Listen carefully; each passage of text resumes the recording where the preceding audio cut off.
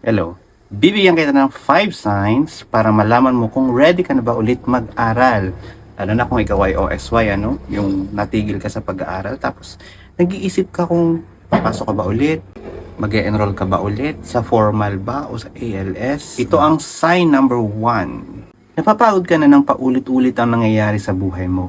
So, gising ka umaga, itong gagawin mo, trabaho, yan, gawaing bahay, kung ano-ano pang paulit-ulit na ginagawa. So, parang walang nababago. Cellphone, yan. Yun, mga ganun, no? So, parang nakakapagod. Iniisip mo, meron pa ba akong kailangan gawin?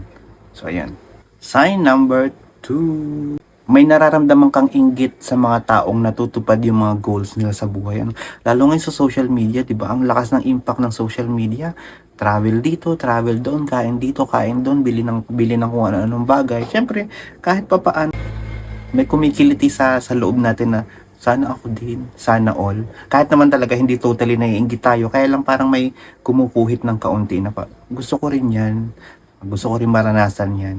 Paano kaya yun? Yung mga ganun, ano? Sign number 3, di ba may nararamdaman nga tayong kaunti, ano? Parang gusto mong may mapatunayan sa sarili mo na gusto ko din, kaya ko rin yan. Ano kaya ang pwede kong gawin? Yun, sign number 3 na yun. Sign number 4, yan. Parang may bumubulong sa sarili mo na, umpisahan ko na. Paano ko kaya gagawin yun? No? Umpisahan ko na. Kaya lang, saan ako magsisimula? Di ba? Iniisip mo, ano, saan ako magsisimula? And sign number 5 ay ako. Yan. Napanood mo ang video ko. So, ibig sabihin, sign na yon na pwede ka nang bumalik sa pag-aaral mo. Kung nag-aalinlangan pa rin sa sarili mo, no, na papasok kaya ako? Late na. Masyado na akong matanda para pumasok ng junior high school. Masyado na akong matanda para pumasok ng grade 9. Masyado na akong matanda para pumasok ng grade 10 o ng grade 7 o ng kahit ano. Masyado na akong matanda para matuto pang magbasa at magsulat. Hindi. Walang panahon.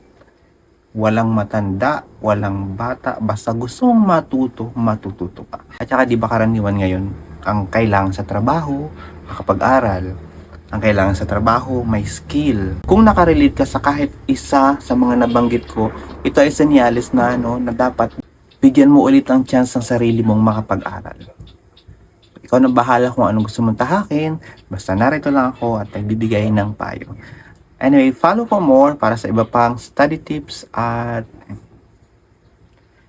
thank you for watching and follow for more.